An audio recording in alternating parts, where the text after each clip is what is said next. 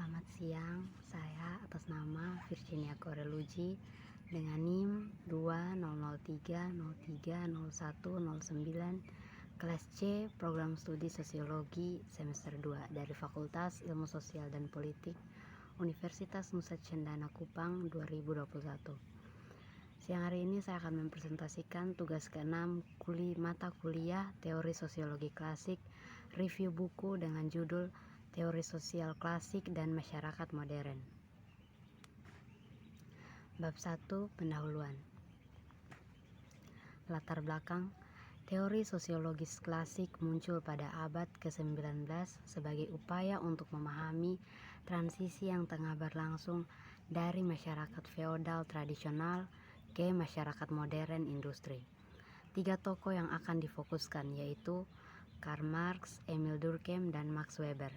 Biasanya dianggap sebagai perwakilan paling inti dari tradisi klasik. Mereka tentu saja bukan satu-satunya kontributor penting bagi perkembangan teori sosiologis atau munculnya sosiologi sebagai sebuah disiplin akademis. Mari berkonsentrasi pada trio ini dengan beberapa alasan berikut ini. Minat pribadi yang kuat pada mereka bekerja, preferensi untuk kedalaman daripada keluasan, kecerdasan dan orisinalitas diagnosa mereka tentang kondisi modern, dan mereka sangat menonjol status dalam jajaran teori sosial. Bab 2, Pembahasan. 1.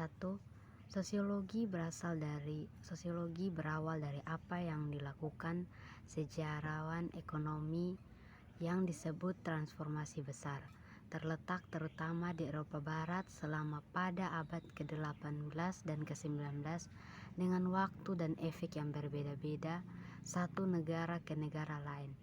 Transformasi ini muncul pada dan terus memuncak pada kematian dunia pramodern dan kebangkitan dunia modern. Meskipun harga Polanyi bunga Meri adalah keluasan ekonomi pasar periode Euro sejarah yang dia tulis dibentuk oleh 3 revolusi yang mendalam, yakni intelektual dan budaya, pencerahan, dan sebuah sosial dan politik revolusi. 2. Revolusi industri. Revolusi industri dengan pekerja mesin secara bertahap menggantikan tangan bor berasal dari Inggris Raya pada akhir 1700-an dan kemudian menyebar ke Eropa Barat dan Amerika Serikat. Revolusi ini didasarkan pada sebelumnya pengembangan ekonomi pasar, termasuk pasar tenaga kerja dan perluasan peluang perdagangan internasional.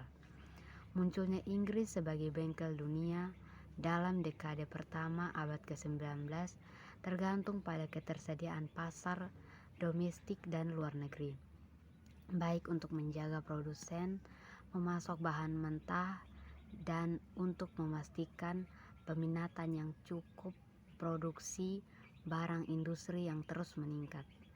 Dalam hal ini, mengingat supremasinya sebagai kekuatan kolonial dan status London sebagai epicentrum keuangan dunia, Inggris pada abad ke-18 siap untuk landas ekonomi. 3. Sosiologi klasik dan masyarakat modern. Sosiologi klasik adalah fenomena modernitas itu sendiri. Hasil dari sangat perkembangan itu berangkat untuk bekerja.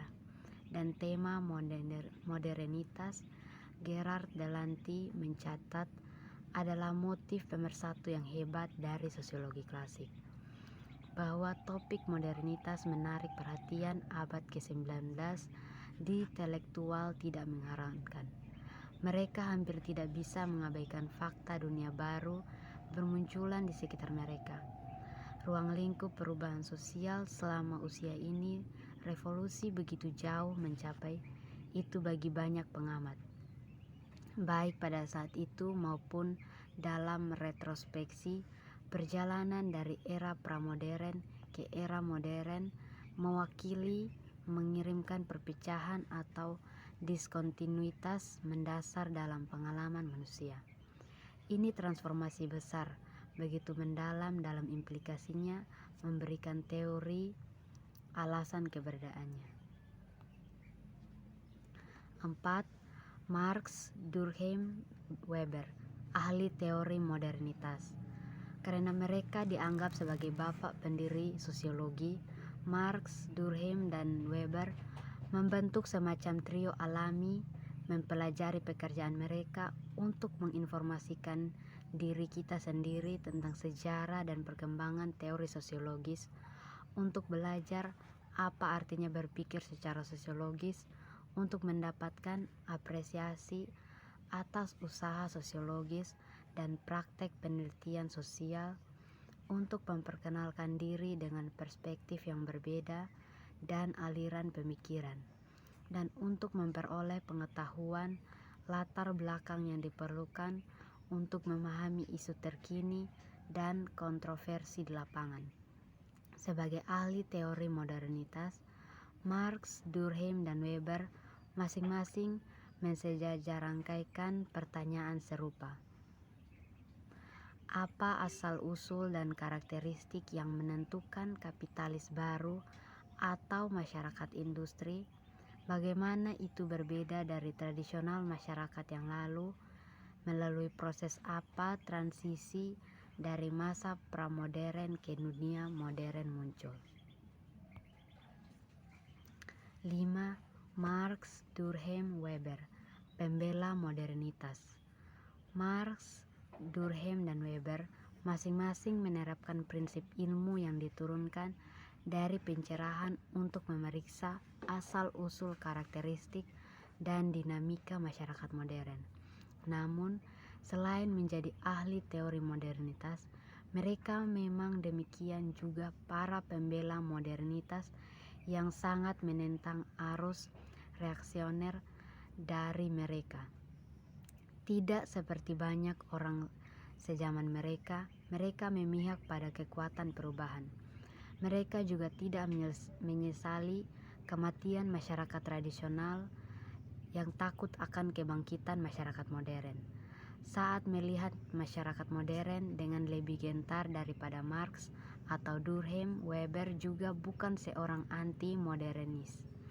Memang, dia menyelamatkan kritiknya yang paling biadab untuk orang-orang romantis yang bercita-cita membangkitkan Aristok, tradisi, dan tokoh yang menulis dalam perayaan nilai-nilai feodal dan hak turun-temurun.